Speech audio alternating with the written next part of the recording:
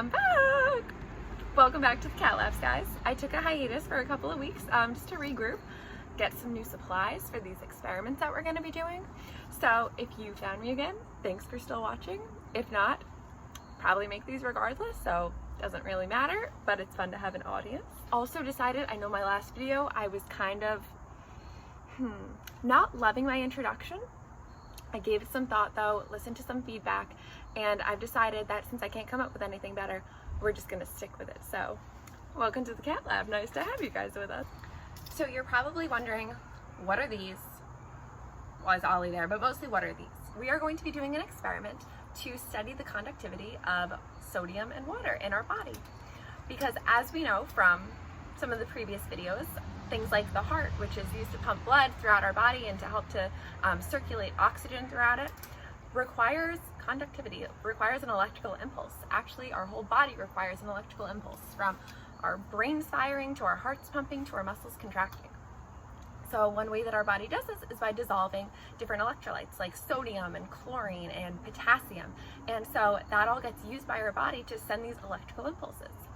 But how do you go from table salt to electricity, right? It's a fair question. So we're going to check it out.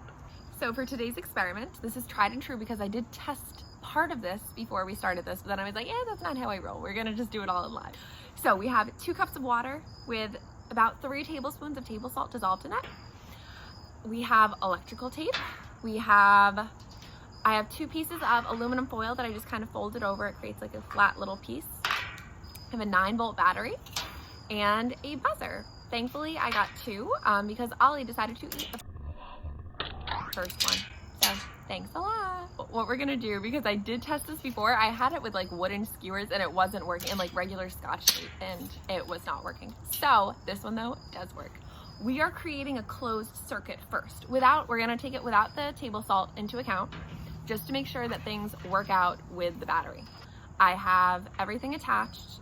The battery is attached to part of the aluminum foil and the buzzer. The buzzer, the other end, the black one, is attached to aluminum foil. So when the 2 tips touch, that in itself is a tongue twister, let me tell you. You know that it's working because you hear, ew, here's the noise. Wait, I was doing this a second ago. Okay, it's been fixed. So now we have a closed circuit, so when these 2 engines touch, okay, so we know our closed circuit works. So now let's see what happens when we use the dissolved salt.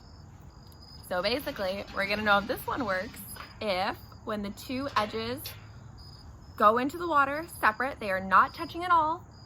If the buzzer works, then that means it is conducting electricity. So let's see what happens.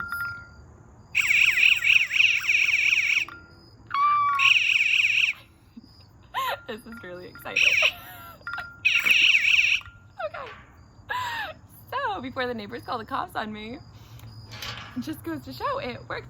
Finally, an experiment that works. My goodness gracious, I thought I was never going to get something else to work. Basically, what we have just learned from this is that our body can use salt to conduct electric impulses throughout our body.